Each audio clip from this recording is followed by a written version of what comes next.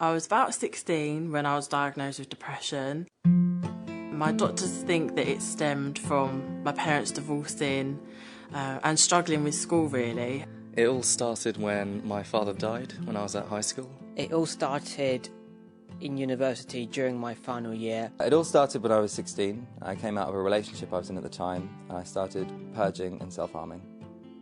I first realised I had a mental health problem when I was 15. I was cutting myself every day and crying all the time. Soon after the attack happened, I started to feel throes of anxiety, panic attacks started creeping in. I first realised that I had a problem when I really wanted to stop all the things I was doing, but I just couldn't seem to stop no matter how badly I wanted to. I was suffering from hallucinations, which at the time were really scary because I didn't know what was reality and what was my imagination. At my worst, I felt like I was absolutely worthless, alienating and destructive, with no help of recovery. I felt like I had this black cloud hanging constantly over my head, and it's just a feeling that stays with you and you can't seem to get away from it at all, and you feel completely alone. I felt like this was going to be it forever.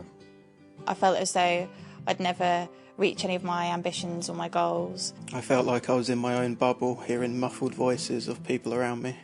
When I had my first proper mental breakdown, and I decided to run away from home. I felt like the world would be better off without me. My mental health problem means that I go through many highs and lows which I struggle to control. Sometimes I just want to hide away. I feel that I have to make everyone else happy and every day is a struggle, but I just remind myself that I'm strong. My mental health problem means that sometimes the world can be a very scary, very dangerous and very dark place. Everyday tasks can become the most mammoth missions that seem like you're never going to be able to do them. My mental health problem means that life is hard. The hardest thing about having a mental health problem is people not realising that there's something wrong with you and that you can be really ill even if you look absolutely fine. I think especially having an eating disorder, people assume that you're going to look a certain way or be a certain size or a shape, or they imagine certain stereotypes that aren't necessarily true. Like the social, and in my case, like the cultural stigma associated with it.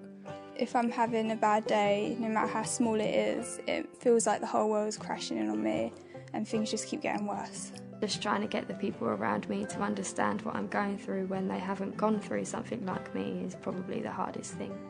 Social situations in particular can be really difficult. I sometimes can't commit to what we'd call sort of normal everyday activities. The word schizo, I think it has a lot of stigma attached to it. I really don't like it. What really reassured me was knowing that there are so many other people out there who've got the same diagnosis as me and that I'm not alone. Having my 2 rescue dogs to look after and to take care of, because I know that they need me around and they're always happy to see me, so no matter how bad my day is or how awful everything seems to be, I know that they need me and they always make me smile. Having such a great network of friends, family and people who are out there who can help. I'd look at how far I've come and everything that I'd gone through and realise that I am still standing. It really helps me when my friends treat me the way that they did 6 years ago before this all started. I was that happy, laid-back person, and that's the person that I want to be and aspire to be again. It really helps me when people just treat me normally. I'd like people to treat me like you would your own mother, I guess. I think that's a good way to treat people. I don't want people to tiptoe around me. I'd like people to treat me like any other normal person, but also just to be a bit more sensitive around me, not to be stigmatised, depression and everything, and telling me to cheer up and everything. I wish I'd known how much I was going to grow and learn as I grew up and grew older. I wish I'd known how much therapy was going to help me and how much I was going to gain from that. And I wish I'd known that it was possible to meet people who would love me for all of me, including my mental illness. That I didn't have to feel so alone and that there was a lot of support out there.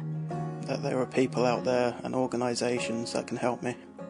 I don't regret having mental health problems because it has made me who I am today. I wish I'd known just how supportive people can be once you tell them what you're going through. People are accepting. They're not going to walk down the street and cry, "You mental case." They're not going to, they're not going to do anything like that. Everyone's incredibly understanding. And if they're not, them. So the best piece of advice I'd have to give would be just getting over that initial fear of coming out to people about your condition, because once you talk about it, it really does help. The best piece of advice I ever got was to just focus on today, because you can't change what's happened in the past, and there's honestly no real way of predicting what's going to happen in the future. I know it's hard, but be yourself and be brave, and you will recover. Take each day as it comes, and even if that's too much, break it right down to just 5 minutes at a time. I find that really helps. Just ask for help, just make that step and ask anybody, you know, and they will be supportive for you. Everybody has scars. Some people have them in the mind and some people have them on legs like I do. Just basically be yourself. That's simple enough, and what it might be a bit cliche, but I guess it's true. It's okay to be mental, and that most people are, just not in the same way as you, but there are ways to get help. Even if you think that things can't get better, that you've tried so many times and you've fed up and you've had enough of trying, things really can, and you can get better and you can recover. So don't give up on yourself.